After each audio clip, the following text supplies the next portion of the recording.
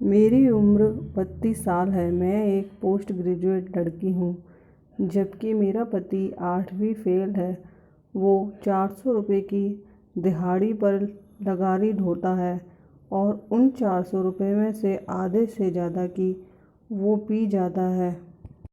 पीता है, यहाँ तक भी कोई समस्या नहीं थी, मगर वो पीने के बाद न खुद सोता है न घर में किसी और को सोने देता है। मोहल्ले वालों ने पता नहीं कितनी बार मेरे पति को हुड़दंग करने के कारण पुलिस में पकड़ा दिया। पीकर शोर शराबा करने वालों को पुलिस ज़्यादा दिन जेल में नहीं रख पाती, 2-4 दिन बाद छोड़ देती है। वो छूटकर फिर से वही ड्रामा शुरू कर देता है। मेरी शादी को 2 साल हो गए। मैं एक बच्चे की माँ हूँ। आप लोग कहेंगे, ऐसे इंसान को मैं क्यों नहीं छोड़ देती। मैं उसे नहीं छोड़ सकती, क्योंकि अगर मैंने उसे छोड़ दिया तो मेरी भाभी मेरे भाई को छोड़ देगी और मेरी ननद भी अपने पति को छोड़ देगी।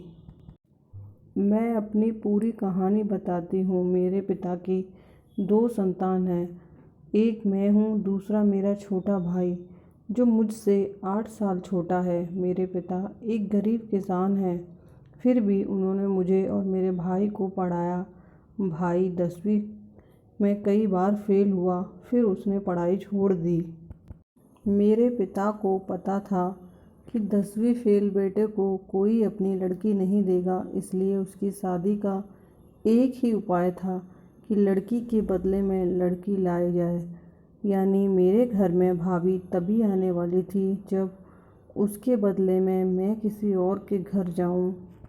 जब मेरी उम्र शादी के लायक हो चुकी थी, तब भी मेरी शादी नहीं की गई, क्योंकि मेरा भाई अभी छोटा था। जब तक कि भाई 20 साल का हुआ, तब मैं 28 साल की हो चुकी थी। 2 साल लग गए रिश्ते का जुगाड़ बैठाने में।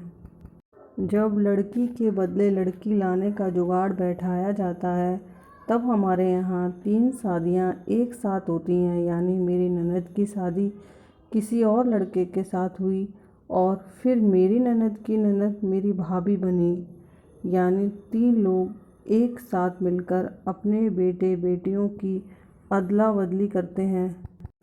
कहीं कहीं 2 लोग भी आपस में अपने बेटे बेटियों की शादी कर देते हैं, मगर इस सिस्टम में खुद की ननद ही उसकी भाभी बन जाती है। यानी भाई की पत्नी ननद भी हो गई और भाभी भी हो गई।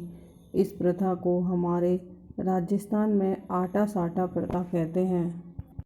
विडंबना ये है कि इस प्रथा के कारण ज़्यादा नुकसान बेटियों का होता है, जैसे मेरे साथ हुआ। मुझे तब तक कुंवारा रखा गया जब तक मेरे भाई की उम्र शादी के लायक नहीं हो गई। चूँकि आटा साटा प्रथा में वही लड़के ब्याहे जाते हैं जो बेरोजगार होते हैं या कम पढ़े लिखे होते हैं। किस्मत से मुझे जो पति मिला वो अनपढ़ होने के साथ बेवड़ा भी है। होने को तो मेरी भाभी भी ग्रेजुएट है और मेरा भाई भी 10वीं फेल है, मगर इसमें अच्छी बात यह है कि मेरा भाई पीता नहीं है। मेरी ननद जिसकी शादी मेरी भाभी के भाई के साथ हुई है, वो भी ग्रेजुएट है और मेरा नंदोई 12वीं फेल है। यानी तीनों शादियां बेमेल हैं। तीनों जगह लड़कियों के साथ अन्याय हुआ है, मगर सबसे ज़्यादा नुकसान मुझे हुआ है, क्योंकि मेरा पति पीने के बाद किसी काम का नहीं है। वो अपने माता पिता और मुझ पर हाथ भी उठा देता है। मैं बच्चों का ट्यूशन करवाकर अपना और अपने सास ससुर का पेट भर रही हूँ। मुझे पता था कि मेरा पति अनपढ़ है, मगर ये नहीं पता था कि वो इंसान ही नहीं है। ऐसा भी नहीं है कि शादी के लिए मैंने मना नहीं किया था। मैंने कहा था, पापा कुछ तो शर्म करो, वो एक मज़दूर है और अनपढ़ है। तब मेरे पापा ने अपनी पगड़ी उतार कर मेरे पैरों में रख दी थी। पापा बोले थे, बेटा तेरे भाई का घर बसाने का बस यही उपाय है। ज़्यादा पढ़े लिखे लड़के इस तरह की शादी में नहीं मिलते।